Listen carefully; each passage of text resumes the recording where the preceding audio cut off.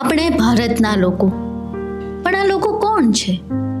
આ એવા લોકો છે જેને આપણે દરરોજ જોઈએ છીએ, આપણી નજરની સામે હોય છે, જેની પરિસ્થિતિ અને પડકારો પણ આપણા માટે સામાન્ય છે.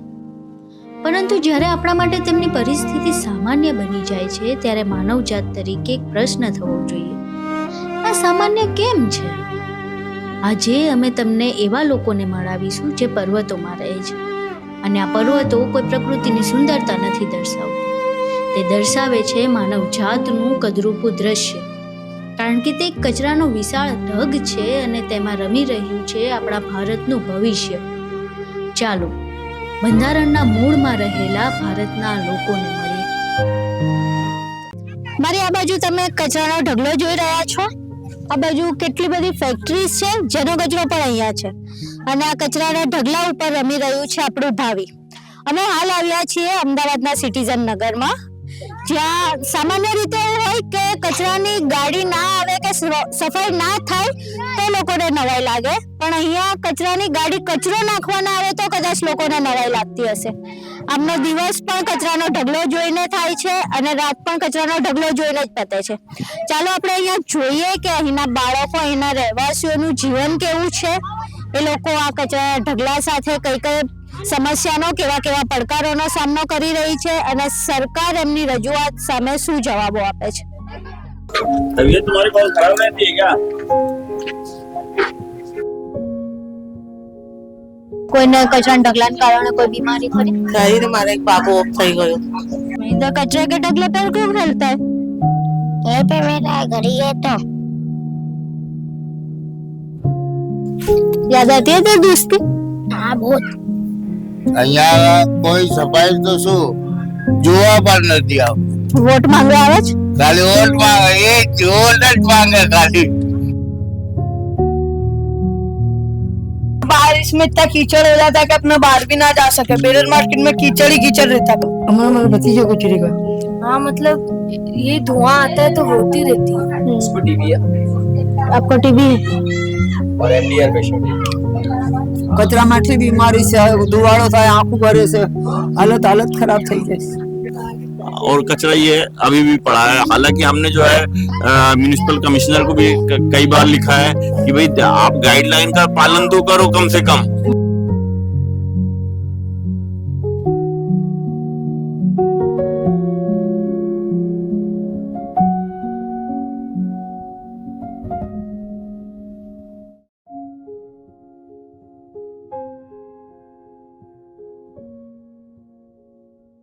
શું નામ છે તમારું? મારું નૂર બાગો. કેટલા વર્ષથી રહો છો અહીંયા? 25 વર્ષ.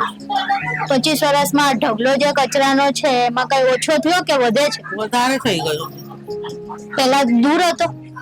દૂર હતો, અહીંયા હતો નહીં. પછી અહીંયા ત્યાંથી અહીંયા નાખવા રોડ ઉપરથી અહીંયા નાખવા શરૂ કરી દીધું. તમારા ઘરમાં કેટલા લોકો છે? 10 જણા. 10 જણા. કોઈને કચરાના ઢગલાના કારણે કોઈ બીમારી ખરી? શરીર મારે એક બાબુ ઓફ થઈ ગયો 23 વર્ષમાં.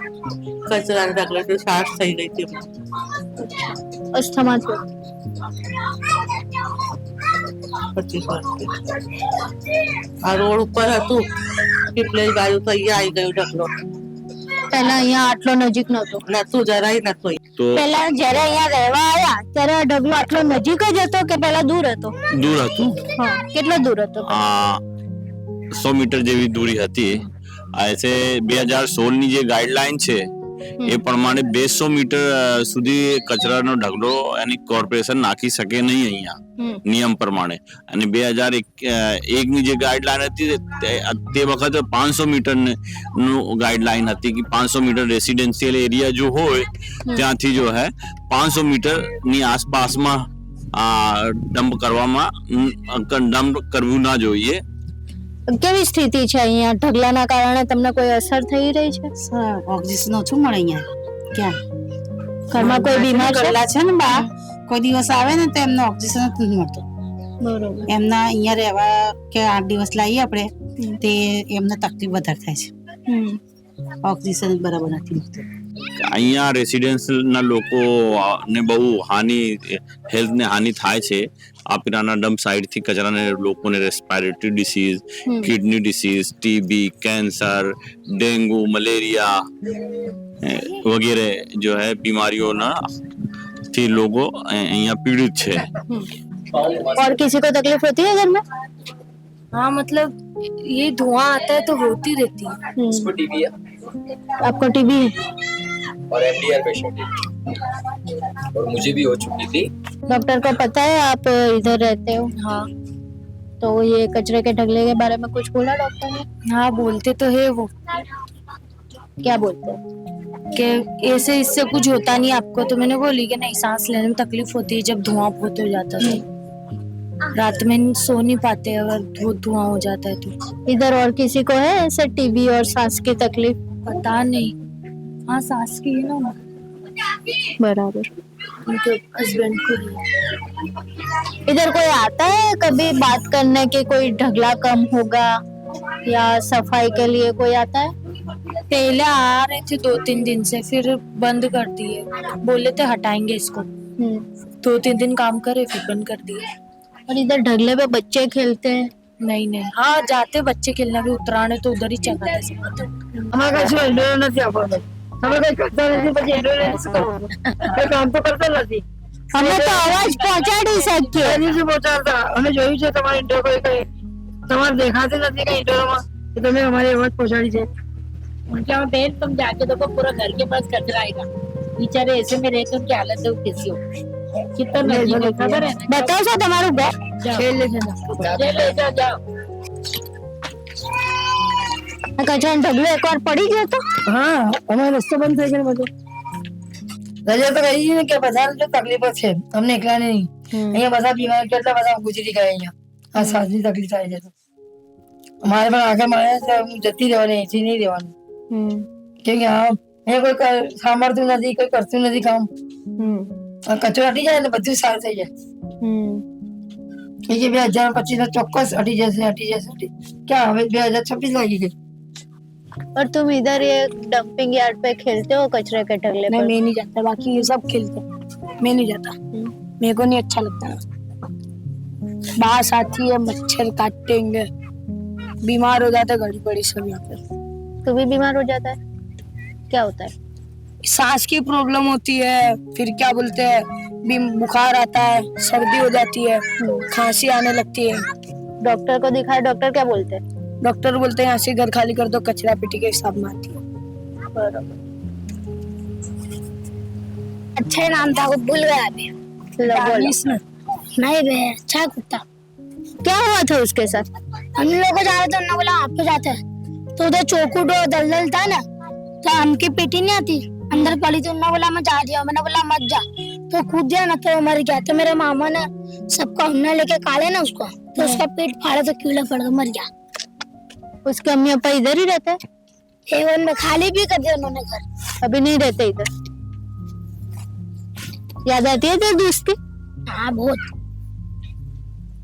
यहीं रहना है कि वापस कहीं और जाना ही रहे? मैं तो पहले एवन में रहता। घर दिला दो फिर के चले अंदर रहते, भाड़ा बहुत सिटी में भाड़ा बहुत ज्यादा और यहाँ पे भाड़ा कम है इसलिए यहाँ रहते। सब अपनी अपनी मजबूरी से कोई शौक तो ना है।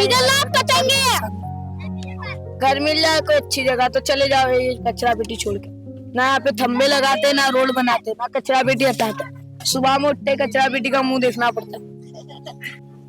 ક્યારે કોઈ તંત્ર તરફથી આવ્યું એએનસી તરફથી કે કઈ કચરાનો સાફ કરવો? કોઈ આવ્યું જ નથી અહીંયા ખાલી વાતો કરીને જતા રહે છે ના તમારી જેવી વિડીયો ઉતારે રેગ્યુલર કોઈ સફાઈ માટે આવે છે અહીંયા? કોઈ નહીં આવતું કોઈ સફાઈ કર્મી આવતું જ નથી અહીંયા. અહીંયા કોઈ સફાઈ તો શું જોવા પણ નથી આવતું વોટ માંગવા આવે છે? ખાલી વોટ માંગે એ વોટ જ માંગે ખાલી એમનું મતલબનું કામ માંગે જ્યારે વોટ માંગવા આવે ત્યારે તમે કોઈ નેતાઓને રજૂઆત કરો? લોકો બોલીએ છે કે જો અહીંયા બોક્સર લગાવી દો આમ લગાવી દો પેલી બાજુ બનાવ્યું રોડ આ બાજુ બનાવ્યું જ નહીં જેમાં આ બાજુ માણસો નહીં રહેતા જાનવર થોડી રહેતા વોટ પછી કોઈ નેતાઓ આવતા નથી, પછી કોઈ જોવા જ નથી આવતું તો सब कुछ होता है। और बारिश में इतना कीचड़ हो जाता है कि अपना बाहर भी ना जा सके। बेरर मार्केट में कीचड़ ही कीचड़ रहता है, कपड़े गंदे हो जाते पीछे से, यूं चलते ना बड़े तो चप्पल में गटर कीचड़ भरा जाती है, गटर गटर सब भरा जाती है, यहाँ पानी नहीं जाता है। गटर का पानी ठेठ घर में आता है, घर में आ निकालना जाता है। पड़ता है। तो इधर ये सब ऐसा गंदा कचरा है तो बीमारी लग जाएगी तो मुझे नहीं लेते कभी, क्यों? स्प्रे लगा के आता हूँ स्प्रे, स्प्रे लगाने से बीमारी नहीं होती। मेरे गांव में पर नहीं होती। જેમ તમે જોયું કે અહીંયા લોકો કેવી પરિસ્થિતિમાં જીવી રહ્યા છે, કચરાનો ઢગલો અહીંયા પહેલા આ સ્થિતિમાં નહોતો, આ સિટીઝન નગરથી કચરાનો ઢગલો ઘણો દૂર હતો, પણ જેમ જેમ વાયદા કરવામાં આવે છે કે ઢગલો ઘટાડી દઈશું એમ એમ ઢગલો એમના ઘરની વધુ નજીક આવી રહ્યો છે। બાળકો પણ જાણે હવે આ ઢગલાથી યુઝ ટુ થઈ ગયા છે, ઢગલા ઉપર રમી રહ્યા છે, લોકોને અનેક પ્રકારની બીમારીઓ થઈ રહી છે, પણ તંત્ર જાણે આખાડા કામ કરીને બેઠું છે। વોટ લેવા હોય ત્યારે બધાએ જેમ જણાવ્યું એમ વોટ લેવા માટે તરત જ આવી જાય છે, વારંવાર વાયદા કરવામાં આવે છે કે તમારી સમસ્યાનું સમાધાન કરવામાં આવશે, ઢગલો દૂર કરવામાં આવશે, પણ ઢગલો દૂર થતો નથી। પહેલા જે ખાલી ઢગલો કચરાનો હતો એમાં હવે કેમિકલ ભળી રહ્યું છે, લોકો વધુ ને વધુ બીમાર થઈ રહ્યા છે, અહીંયા અનેક લોકો મૃત્યુ પામી રહ્યા છે। એમનો વાંક ખાલી એટલો છે કે અહીંયા રહેવા આવ્યા અને એમના ઘરથી ઘણો દૂર કચરાનો ઢગલો હતો, પણ એ ઢગલો હવે તંત્રના પાપે નજીક નજીક આવી રહ્યો છે, અને જેમ ઢગલો નજીક આવી રહ્યો છે એમ મોત પણ નજીક આવી રહ્યું છે। અહીંયા લોકોએ જણાવ્યું એમ કે અહીંયા એક પહેલા દિવાલ બનાવવામાં આવી હતી તંત્ર દ્વારા કે ઢગલાની પેલી પાર લોકો ના જઈ શકે અને થોડી ઘણી પણ એમને જે સુરક્ષા છે મળી શકે। એ દિવાલ તૂટી ગઈ, પછી ના દિવાલ બનાવવાની તસ્દી લીધી છે। કદાચ એ દિવાલ હોત તો આ જે બાળકો તમને ઢગલા ઉપર રમતા દેખાઈ રહ્યા છે ના જોવા મળે। એ લોકો ઢગલાની આ બાજુ રમત અને એમનું સ્વાસ્થ્ય જે અત્યંત ખરાબ સ્થિતિ જે થાત એના કરતા થોડી સુધરત।